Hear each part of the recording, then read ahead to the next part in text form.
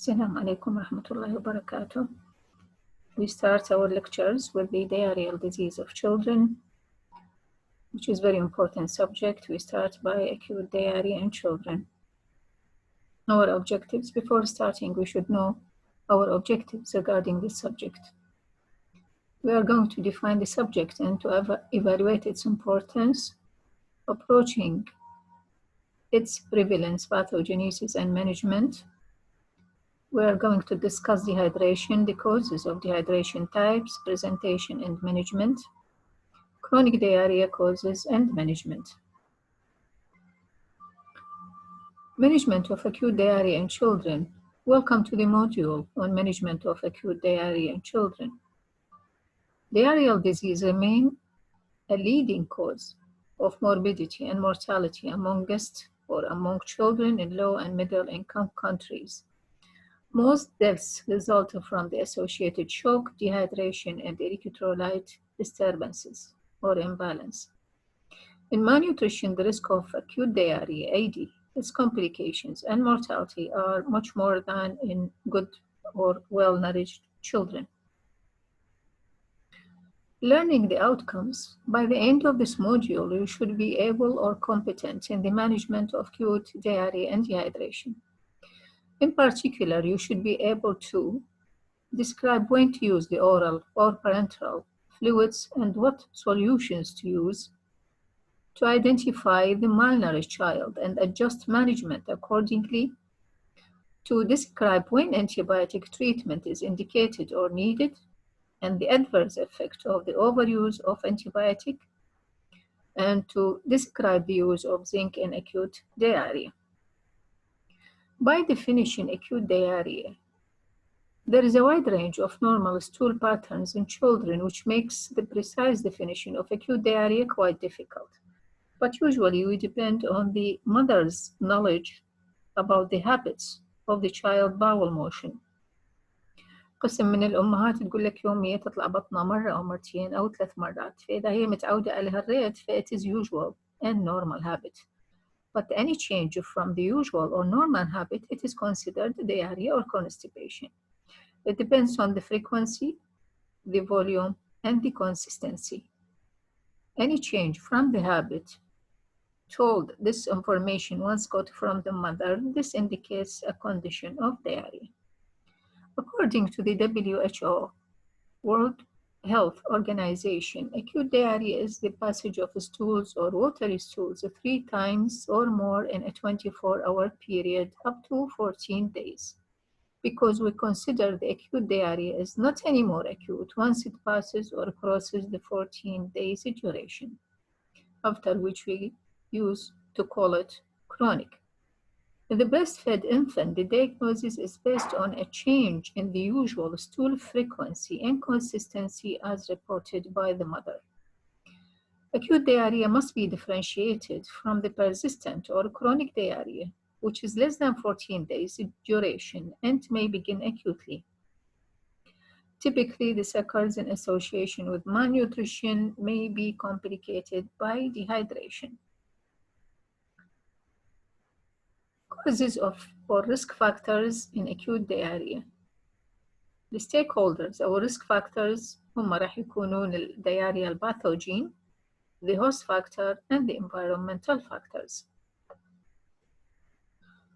We have so many causes for and types of diarrhea. We have the infectious type for etiology for diarrhea, infectious causes and non-infectious causes. Regarding the infectious ones, we start by the viral, which is the most common cause for diarrhea, acute diarrhea in children.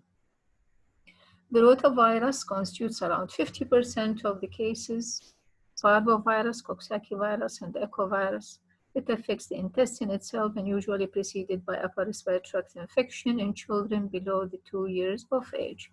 Any viral infection will cause you to have a systemic reaction more than bacterial, because bacterial is usually localized, but the viral usually comes in our body and separates in the body.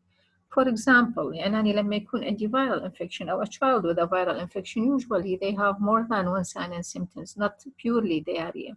They can have They can have flu, they can have fever, diarrhea, vomiting, abdominal pain, because usually viruses separates in the body of a human being. Rotavirus, it is the most common cause for infectious diarrhea. It constitutes around 50% of the total cases. Bacterial diarrhea caused by E. coli, Shigella, Yersinia enterocolitica, Salmonella, Staph aureus, which is the food poisoning, Vibrio cholera, parasitic infections, Entamoeba histolytica, and Giardia. What about the non-infectious causes?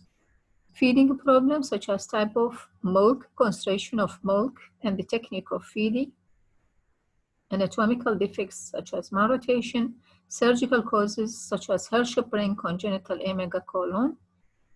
congenital megacolon, and short bowel syndrome. Hirschsprung, by which we mean there is a segment without nerve supply, aganglionic part in the colon, which causes severe constipation and sometimes complicated by enterocolitis. And we call it the congenital megacolon. Also, the short bowel syndrome, malabsorption, dye and monosaccharidase deficiency, celiac disease, fructose intolerance. Endocrine causes, thyrotoxicosis, Addison disease, congenital adrenal hyperplasia, neoplasms, neuroblastoma, ganglioneuroma, pheochromocytoma, and carcinoid tumor. By miscellaneous, we mean so many types of causes for diarrhea: milk allergy, inflammatory bowel disease, Crohn's disease, and ulcerative, as we all know, immune deficiency, Brochelose enteropathy, hemolytic uremic syndrome, acrodermatitis enteropathica, laxative abuse, and antibiotic therapy. What about the types of diarrhea? Let's learn about the types of diarrhea. We have 6 main types: the acute watery diarrhea, dysentery, which means we have a mucus with or without blood in stools. Persistent diarrhea, this is the post-infectious. Sometimes we read in books the post-infectious diarrhea. This is, we call it the persistent. Chronic diarrhea, parenteral diarrhea, and the toddler's diarrhea. Let's take a look at the clinical types of diarrhea by starting with acute watery diarrhea. In definition, the diarrhea that starts acutely and lasts for less than 7 days without visible blood. It may be associated with fever and vomiting. It is the most important and common type. The dangers of this type of diarrhea are, because it is watery and acute, we expect to have dehydration. And with the dehydration, we might have potassium depletion, leading to severe caloric deficiency and maybe even renal impairment, leading to metabolic acidosis. In severe or recurrent cases or mismanaged cases, it may lead to expected malnutrition.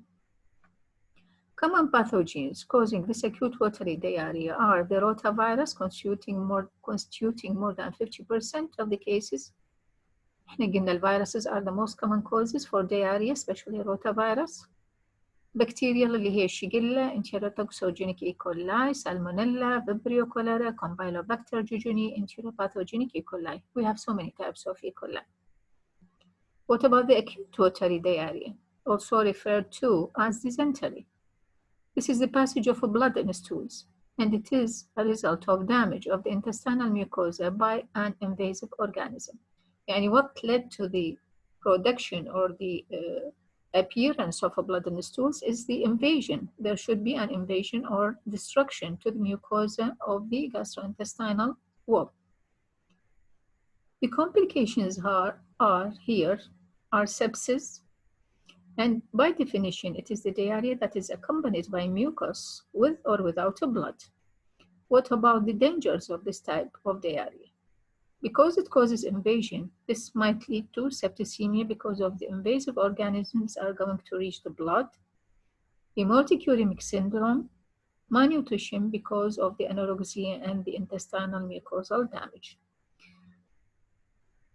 Organisms that can lead to such a condition: Shigella, Entamoeba histolytica, Campylobacter jejuni, enteroinvasive E. coli, enterohemorrhagic E. coli. What about the persistent diarrhea, which we call the post-infectious diarrhea? By definition, it is the diarrhea that begins as acute watery or bloody diarrhea and lasts for at least 14 days. There is usually an infectious cause or the damage that results from the infection. So the danger of this type of diarrhea dangers are dehydration, septicemia, secondary disaccharidase deficiency, cow milk protein allergy, and malnutrition. Simply, persistent diarrhea is resulting from an infection. It doesn't differ from the chronic diarrhea, just in the point that chronic diarrhea is not necessarily an end of an infection. A sequelae of infection that is leading to chronic diarrhea is called the persistent infectious diarrhea. يعني شنو فرق الانفكشنز diarrhea عن الكرونيك diarrhea؟ يعني chronic diarrhea مو شرط يكون عندي infection وصار السيكولي مالته. But the infectious diarrhea, persistent diarrhea is the sequelae of an infection.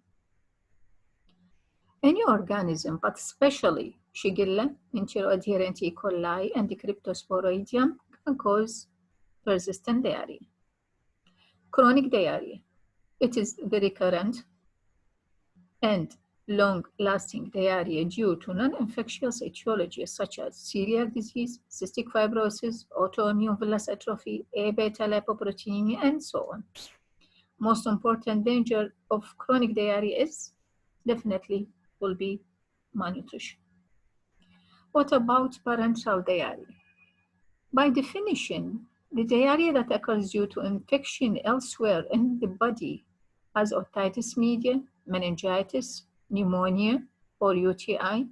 This is because of the inflammatory mediators. Treatment of the original infection will resolve the GIT symptoms.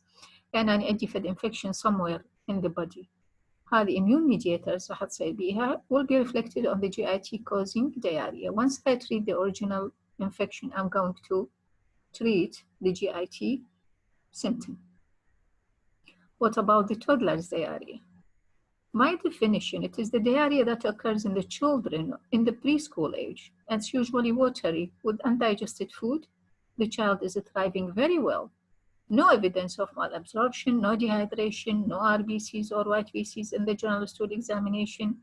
It has unknown etiology or pathogenesis, but rapid colonic transit time with family history of functional bowel syndrome is usually there.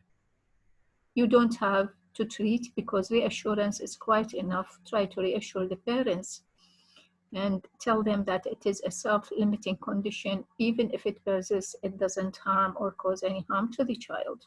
No diet restriction is needed. Let's talk about mechanisms of diarrhea. We have 4 mechanisms of diarrhea.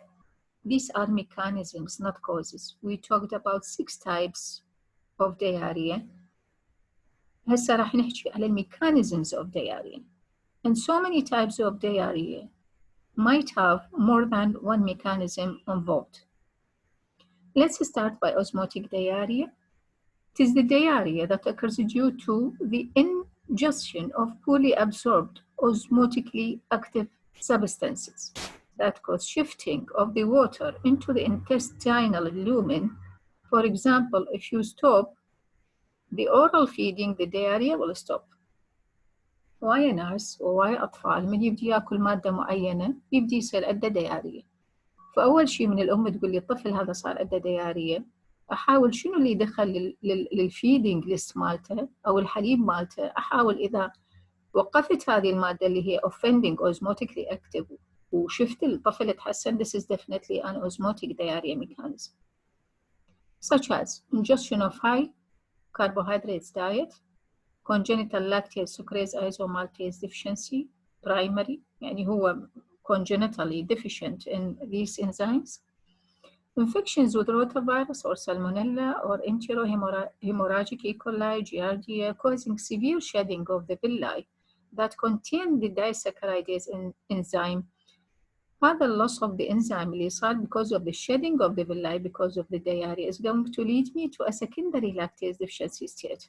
And this is different from the primary by its being temporary and can be corrected. But the primary, this is a congenital one.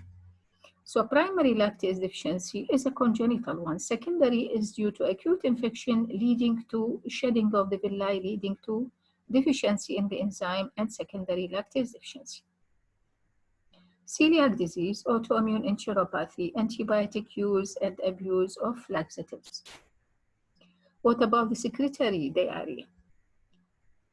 It occurs due to active secretion of anions, chloride and bicarb, followed by passive water secretion. يعني هنا الإنسان مو بس راح يفقد water, he is going to lose what?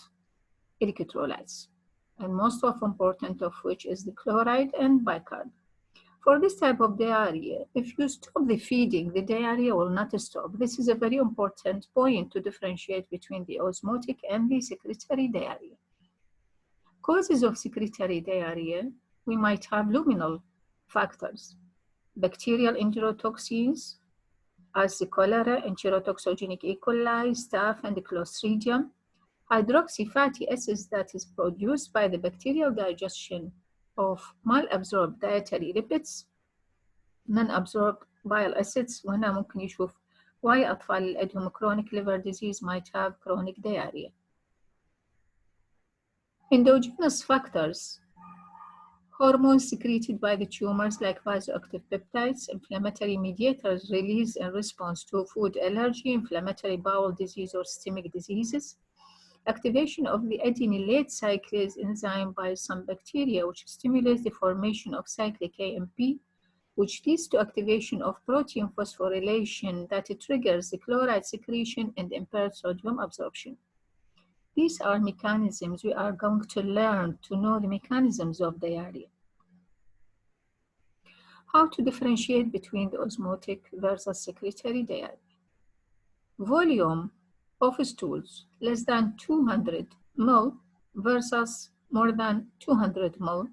هذه احنا نحكي بالأوزموتيك تكون الووتر والإلكترولايت أقل من السكرتاري، فلذلك نشوفها أقل من 200 باليوم بالأوزموتيك وأكثر من 200 بالسكرتاري. The response to fasting diarrhea versus diarrhea continues osmotic to secretory. بالأوزموتيك يتحسن، بالسكرتاري does not matter. Stool sodium level بالأوزموتيك أقل من 70، بالسكرتاري more than 70 milli equivalent per liter. Reducing substances positive in osmotic versus negative in secretory, usually because the sugars are reducing substances, so positive in osmotic and negative in secretory.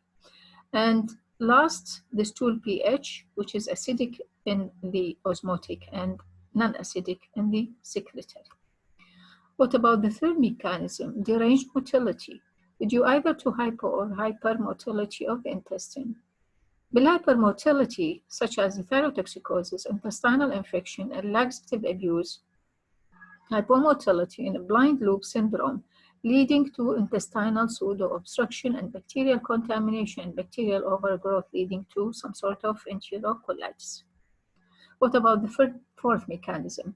Here we have ulceration, exudation of the mucosa, such as in the inflammatory bowel diseases, collagen vascular diseases, or dysentery. شيجيلا, انتاميبا histolytica, أو الtypes اللي هي causing يعني damage to the intestinal wall of the E. coli. The stools will be full of blood, mucus, exudates, but there is no much loss of a fluid, while protein loss is more, leading to a state of protein losing enteropathy and generalized edema. يعني هنا دخلت لي كل الميكانيزمز، دخلت الأوزموتيك ودخلت السكرتري ودخلت الموتيليتي ودخلت الدامج، وكله راح يؤدي لي إلى loss of protein leading to generalized condition of generalized edema and protein losing enteropathy. Complications and consequences of watery diarrhea, we have dehydration, potassium depletion, base deficit acidosis, renal failure, convulsions, and cerebral damage and cerebral venous thrombosis.